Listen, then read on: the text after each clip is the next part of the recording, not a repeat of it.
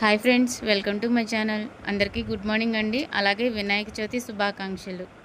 మీరు ఎలా చేసుకున్నారు? అందరూ బాగా చేసుకున్నారని అనుకుంటున్నానండి. అలాగే మా ఇంట్లో కూడా మేము వినాయక చవితి బాగా జరుపుకున్నామండి. డెకరేషన్ కూడా హాల్లో సెట్ చేసుకున్నాము. పూజా గది దగ్గరేమో నేను పూజ చేసుకున్నాను. హాల్లో డెకరేషన్ చేసిన చోటేమో మా బాబు, మా వారు, మా అత్తయ్య గారు దగ్గరుండి మా వారి చేతను మా బాబు చేత పూజ చేయించారండి. అన్నీ యథావిధిగా చేయించారు. నేనేమో ప్రసాదాలు అవి చేసేసి కథ టయానికి అందుకున్నానండి.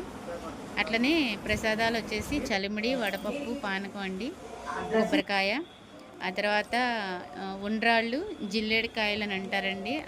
అటు సైడ్ బాగా చేస్తారు. మా అత్తయ్య గారు ఈ సంవత్సరం ఇక్కడ ఉన్నారు కాబట్టి జిల్లేడికాయలు కూడా చేసుకున్నామండి మేము.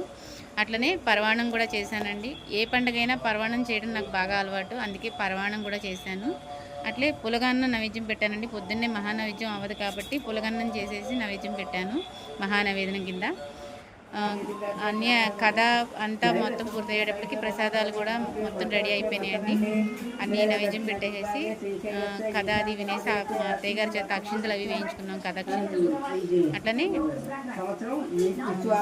వినాయకుడికి గరిక బాగా ఇష్టం అండి. ఇప్పుడు ఈరోజు ఈ పండుగ రోజున గరిక పెడతారు, అలాగే గరిక సమర్పించుకుంటాము. అలాగే పిల్లల పుస్తకాలు, పెద్దవాళ్ళ ఏమైనా పద్దు పుస్తకాలు అలాంటివి ఉంటే కనుక వాటికి కాస్త పసుపు, గంధం, కుంకుమ పెట్టి దేవుడి దగ్గర పెట్టి దండం పెట్టుకుంటారండి.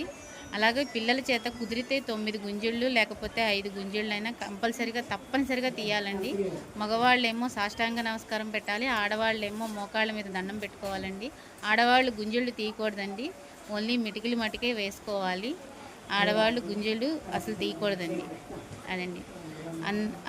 అంతేకాకుండా పుస్తకాలు సాయంత్రం పూట మనం బయటికి వెళ్ళేటప్పుడు ఖచ్చితంగా కథాక్షింతలు వేసుకుని బయటికి వెళ్ళాలండి. పొరపాటున కథాక్షింతలు వేసుకోకుండా వెళ్తే కనుక చందమామ కనిపిస్తే కథలోనే ఉంది కదండి, నీలాపనింతలు పాలవుతామని.